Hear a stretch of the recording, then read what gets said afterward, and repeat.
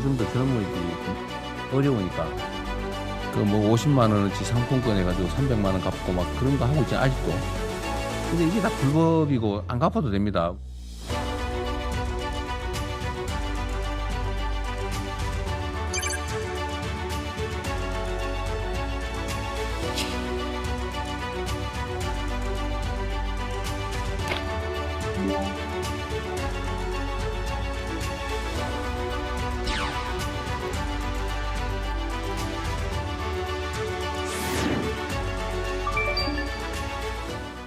네, 휴대폰 개통, 소액 결제 등 신종 대출 수법이 등장하고 이 불법 추심 행태는 점점 더 악랄해지고 있습니다. 이에 경찰청 국가수사본부는 불법 사금융 범죄 척결 종합대책을 발표했는데요. 어떤 내용이 담겨 있는지 개정책 사용법에서 자세히 알아보겠습니다.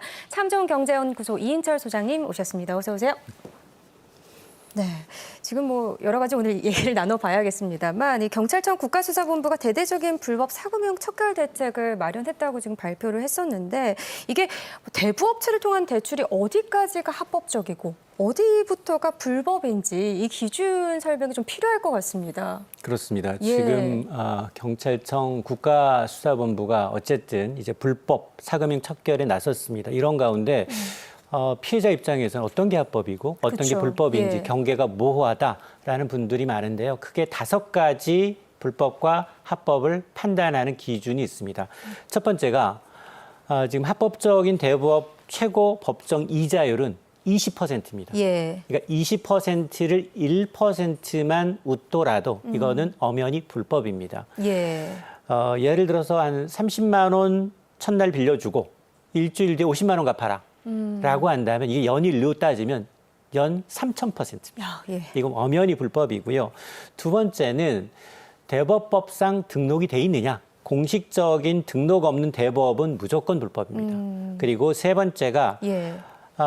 신분을 감추면서 야간에 전화 방문하면서 추심하는 거, 이른바 불법 추심이라고 하거든요. 그리고 가족한테 알리겠다라고 협박을 하게 되는데 이런 불법 추심도 모두 처벌 대상입니다. 네. 그리고 네 번째가 대출하고는 무관한데 사전에 받아놓은 지인의 연락처 그리고 신체 사진을 요구하고 있습니다. 이것도 엄연히 불법이고요. 네네. 또 하나는 마지막으로 대출할 때 보면 고객들한테 대출 중개 수수료를 요구하는데 이 대출 중개 수수료를 요구하는 것도 엄연히 불법인데요. 예. 통상 이제 대출 중개 수수료라는 거는 대출 받는 사람이 내는 게 아니라 이 금융회사 몫입니다. 금융회사가 받는 비용이기 때문에 대출해주겠다라고 하면서 이런 명목으로 수수료를 요구한다라고 하면 불법임을 의심하고 신고를 하셔야 됩니다. 예, 지금 5가지 기준으로 정리를 해 주셨습니다. 이 불법 사금융이라고 하면 나와는 좀 상관없는 먼 일 같지만요. 사실 알고 보면 우리 주변에서 흔히 볼 수 있는 일이라고 합니다. 불법 사금융의 대표적인 사례 영상 보고 얘기 나누겠습니다. 진짜 아무 문제 없는 거죠? 아, 그렇다니까요. 이 여름실 이런 거로 그냥 2개 더 개통했다고 생각하시면 돼요. 매달 통신비는 주시는 거죠? 그럼요. 아니, 여름씨가 사용하시는 건 아니잖아요. 핸드폰 한 대당 100만 원씩이니까 2대면은 총 200만 원. 감사합니다. 네, 안녕하세요. 따뜻한 마음 대출입니다. 상담 요청 주신 강인성님 맞으신가요? 얼마 대출을 원하시는 건가요? 근데 제가 신용이 조금 낮아서 근데도 대출이 가능할까요? 확인 한번 해볼게요. 주민등록번호 좀 불러주시겠어요? 아, 네. 991231. 여보세요?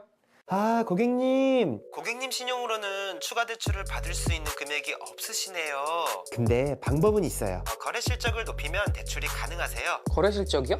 그거는 어떻게 높여야 되는 거예요? 고객님께서 직접 실적을 높이시기에는 좀 무리가 있으시고요. 저희 직원들 명의로 고객님 통장에 돈을 넣었다가 인출해가면서 실적을 부풀리는 방법이 있어요. 그렇게 하면 대출이 확실하게 되는 거죠? 그럼요. 대신에 저희가 고객님의 금융거래를 직접 해드리는 거라 계좌번호와 비밀번호를 알아야 하는데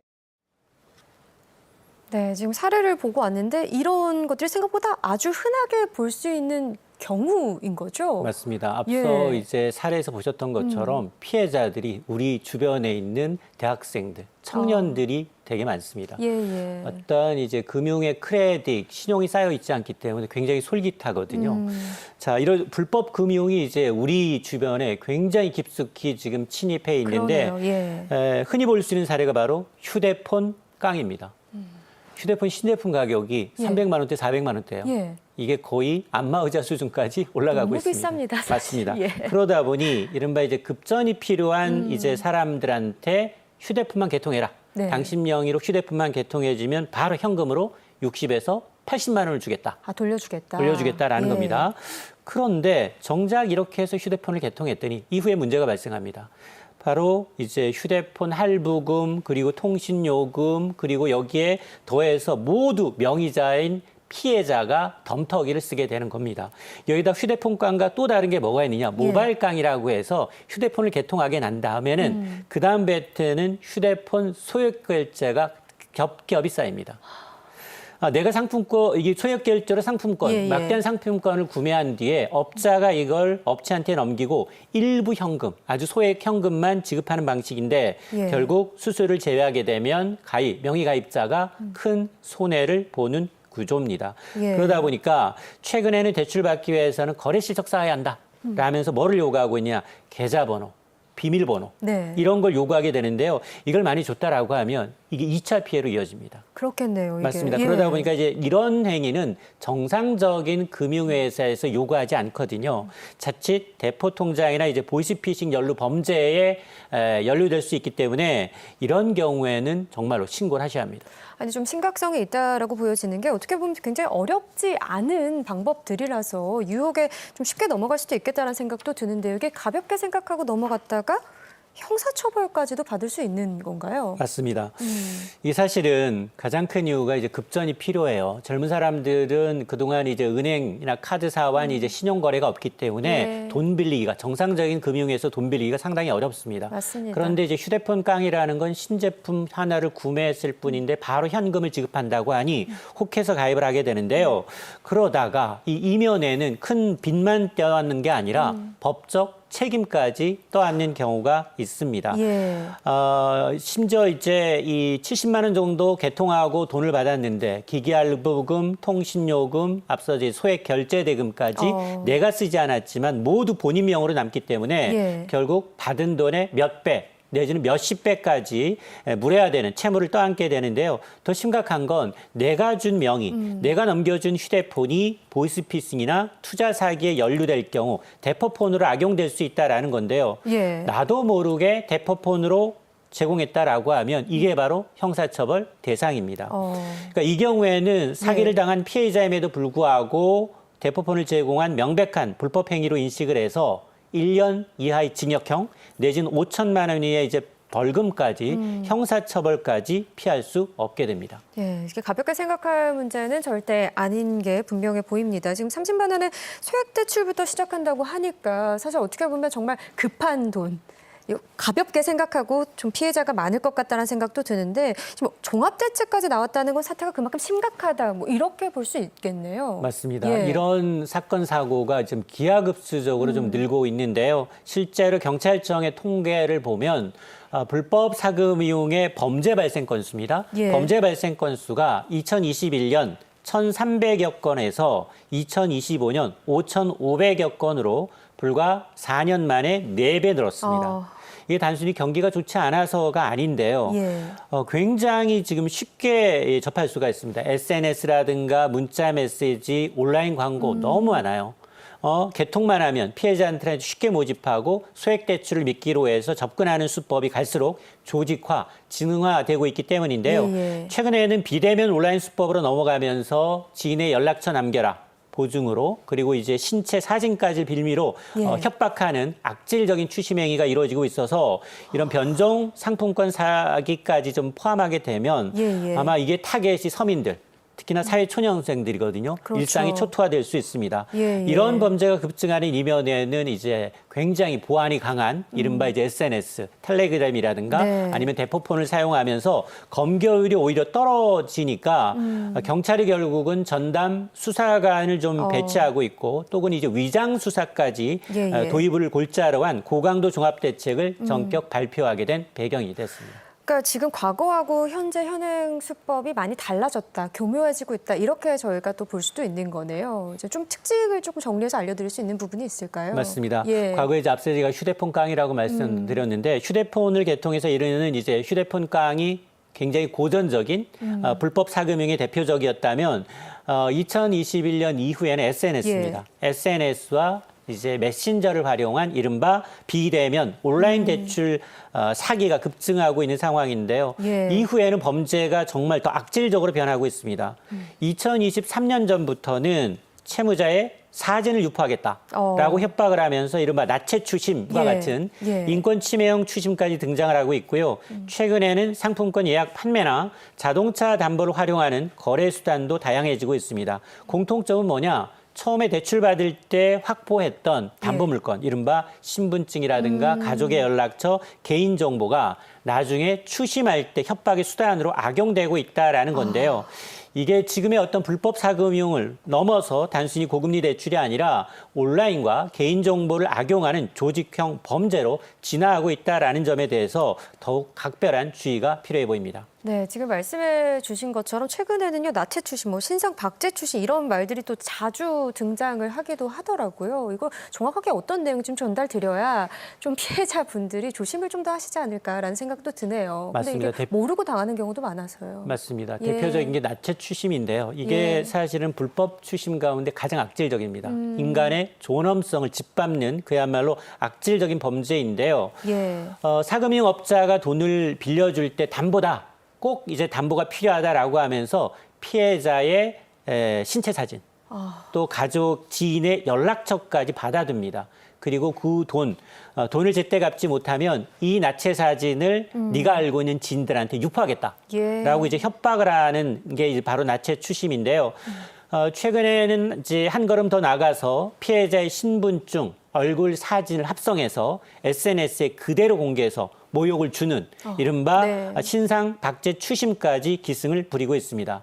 자, 이런 이제 이 불법 사금융은 빚을 미끼로 개인정보를 확보한 뒤에 협박과 인격 침해로 돈을 뜯어내는 2차 범죄로 이어지고 있는데요. 예. 따라서 대출 과정에서 이런 이제 신분증 사진을 요구하거나 과도한 개인정보를 요구한다, 사진 촬영을 요구한다라고 하면 즉시 거래 중단하고 바로 경찰에 신고하는 것이 가장 중요합니다. 네, 이 부분이 좀 핵심일 것 같고, 근데 정말 악랄하고 교묘하다 이런 생각도 드는데 이게 범죄 증가 속도에 비해서 검거율은 또 오히려 떨어지고 있다면서요. 맞습니다. 예. 불법 사금융 범죄가 최근 4년 새 4배 이상 폭증을 했지만 안타깝게도 검거율은 정말 오히려 뒷걸음질 치고 있습니다. 경찰청 조사 결과 지난 2021년 검거율 74.7%, 4건 가운데 3건 정도가 검거가 됐다면 예. 지난해 61%까지 뚝 떨어졌습니다. 가장 큰 이유가 범죄가 굉장히 비대면으로 조직형으로 탈바꿈하고 있다라는 얘기인데요. 예. 범인들이 추적을 피하기 위해서 보안 메신저를 이용하거나 대포폰, 대포통장이나 아니면 해외 서버를 두는 등으로 상당히 신원을 철저히 숨기고 있다라는 거고요. 그리고 굉장히 점조직화되고 있습니다. 모집책이 따로 있어요. 예. 대출 실행하는 사람이 따로 있고 추심 역할을 각각 다른 조직에 맡기는 이른바 분업화 구조를 갖추고 있기 때문에 예. 한 명을 검거한다 하더라도 전체 조직을 추적하기는 쉽지가 않다라는 겁니다. 때문에 이제 불법 사금융이라는 게 단순히 사채 문제만이 아니라 첨단 기술과 조직 범죄가 결합된 범죄인 만큼 뭐 수사기관의 대응도 물론 필요합니다만 예. 국민들이 좀 의심스럽다, 이런 대출 광고다라고 하면 개인정보 요구에는 각별한 주의가 필요해 보입니다. 그러니까 정말 이게 또 심각하고 문제가 된다라는 부분은 좀 계속해서 언급은 해주셨습니다만 이 사람들이 이용하는 게 대부분 취약계층이라는 사실입니다. 그러니까 피해자 역시 취약계층이 많다 이렇게 볼 수 있는 거잖아요. 맞습니다. 예. 안타깝게도 불법 사금융의 피해는 정말로 이제 경제적으로 가장 어려우신 분들한테 타겟이 되고 있다는 겁니다. 직업별로 보게 되면 일용직, 일용직이 34%로 가장 많습니다. 예. 피해 타겟 3명 중에 1명은 일용직이고요. 그다음이 자영업자입니다. 자영업자 비중도 27%로 이 두 개를 합치면 절반 가까이고요. 특히나 연령대별로 보게 되면 20대, 30대입니다. 20, 30대 사회 초년생의 비중이 꾸준히 늘어서 전체 피해자의 절반 가까이를 차지하고 있는데요. 이들 공통점이 있어요. 이러면 20, 30대는 신용 점수가 상당히 낮습니다. 예. 그리고 급하게 급전이 필요해 생활비가 필요할 경우에 돈 빌리기가 쉽지가 않아요. 특히나 절실함을 이용한 거네요. 맞습니다. 예. 제도권 금융을 이용하기 어려운 경우 불법 사금융업자들이 이걸 파고드는 건데요. 최근 들어서는 청소년뿐만이 아니라 외국인까지 지금 피해가 확산되는 추세여서 더욱 우려가 되는데 이게 불법 사금융이 단순히 어떤 금융 범죄만이 아니라 취약계층을 노리는 이제 민생 범죄라는 점에서 상당히 이제 근본적인 해결책을 요구하고 있습니다. 예. 그런데 불법 사금융 피해자들이 꼭 알아야 할 게 있습니다. 법적 테두리를 벗어난 불법 사금융의 경우 빚을 갚지 않아도 되는 경우가 있다고 하는데요. 준비된 영상 함께 보시죠. 내 돈 안 갚니? 니 내 누군 줄 아니? 니 사지면 확 뿌릴까? 협박하고 자빠졌네. 너 이거 불법 계약이야? 불법 대부 이용하지 않는 게 최선입니다. 그런데 말입니다. 꼭 갚아야 할까요? 미등록 불법 사금융업자에게는 이자를 갚지 않아도 됩니다. 게다가 반사회적 불법 대부 계약은 원금도 갚지 않아도 됩니다. 내 돈 못 받는다고? 그거 합법적으로 좀 합시다. 불법 사금융 피해 혼자 고민하지 마세요.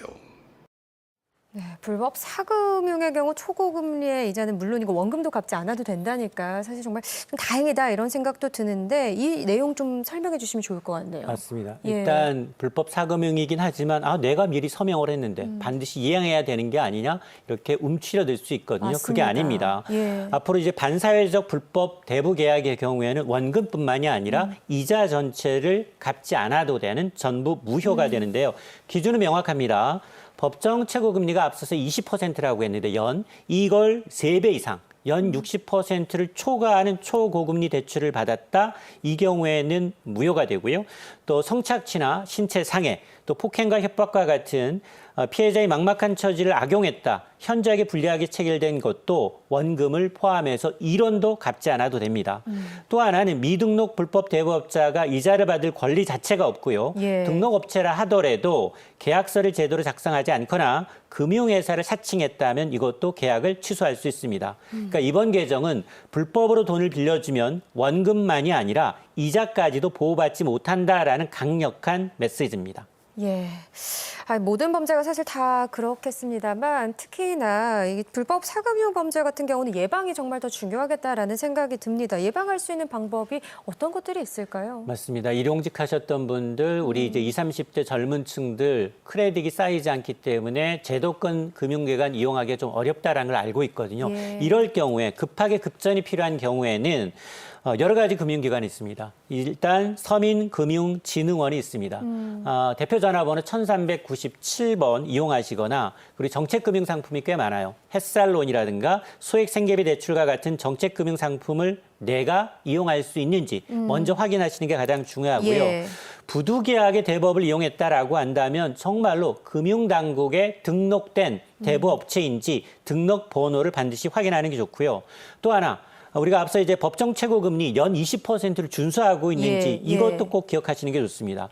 만에 하나 월 10%다라고 하면 연으로 따지면 120%예요. 네. 그러니까 이건 불법입니다. 맞습니다. 그러니까 연이율로 환산해서 불법일 수 있고 또 하나는 선이자를 떼는 경우가 있기 때문에 실제 금리가 얼마인지를 따져보는 게 중요하고요. 특히 우리가 혹하기 쉬운 게 있어요. 급전 빌려드립니다. 당일 대출돼요. 예. 여기다 심사 없다. 무심사. 이렇게 하면 혹해요. 맞습니다. 그러니까 기대면 된다 이런 얘기들이죠. 맞습니다. 예. 이런 건 사실 단 한 번 좀 의심하는 습관. 그러니까 가장 좋은 예방법은 조금은 번거롭더라도 제도권 금융을 먼저 확인하는 게 큰 피해를 막는 지름길입니다. 예, 근데 예방도 좋고 뭐 피해자 구제도 좋습니다. 그런데 사실 근본적으로는 다시는 이 불법 사금융업자가 발붙이지 못하도록 하는 생태계를 만드는 게 정말 중요할 것 같은데요. 지금 뭐 포상금 제도까지도 얘기가 나오네요. 예. 맞습니다. 대표적인 게 이제 포상금, 파파라치 제도입니다. 이게 현행 이제 합법 대부업체인 것처럼 광고한 뒤에 소비자의 연락처를 불법 사금융업자한테 넘기면서 이런 정황을 신고하게 되면 이제 포상금을 지급하는 제도인데요. 앞으로는 온라인 대부업 광고도 사전에 심의를 받도록 해서 불법 업체가 정상적으로 위장하는 것을 막겠다라는 거고요. 결국 이제 불법 사금융이라는 건 개인의 정보가 넘어가는 순간 피해가 시작되는 경우가 많습니다. 예. 따라서 다른 번호에서 초고금리 대출 권유하는 전화가 왔다거나 아니면 개인정보가 유출될 정황이 있다면 통화 기록을 확보하고 이걸 즉시 신고하는 게 좋은데요. 이처럼 신고 활성화 광고 규제가 함께 이루어져야 이런 이제 불법 사금융이 발붙이기 어려운 시장 환경이 조성될 것으로 보입니다. 네, 마지막으로 좀 좋을 만한 수치까지도 간단하게 좀 언급해 주시면 좋을 것 같습니다. 맞습니다. 크게 한 예. 3가지 정도를 기억하시면 좋겠습니다. 앞서 제가 말씀을 드렸습니다만 첫 번째, 비대면 대출을 진행할 때 담보로 지인의 연락처라든가 신체 사진을 요구한다, 불법 촬영을 원한다라고 하면 이건 100% 범죄다라는 거고요. 예. 두 번째, 내 명의된 휴대폰으로 개통해서 넘기거나 실적을 올려줄 테니 계좌의 비밀번호를 요구한다. 이것도 형사처벌 대상이 될 수 있습니다. 그렇기 때문에 만에 하나 이미 피해를 입었다라고 할 경우에는 협박을 당하고 있다라고 하면 국번 없이 1332번입니다. 금융감독원에 전화하시거나 경찰에 곧바로 신고하시게 되면 피해를 줄일 수 있는 가장 현명한 방법입니다. 네, 1397번, 1332번 꼭 기억을 해야겠습니다. 오늘 말씀 잘 들었습니다. 지금까지 참 좋은 경제연구소 이인철 소장과 함께했습니다. 고맙습니다.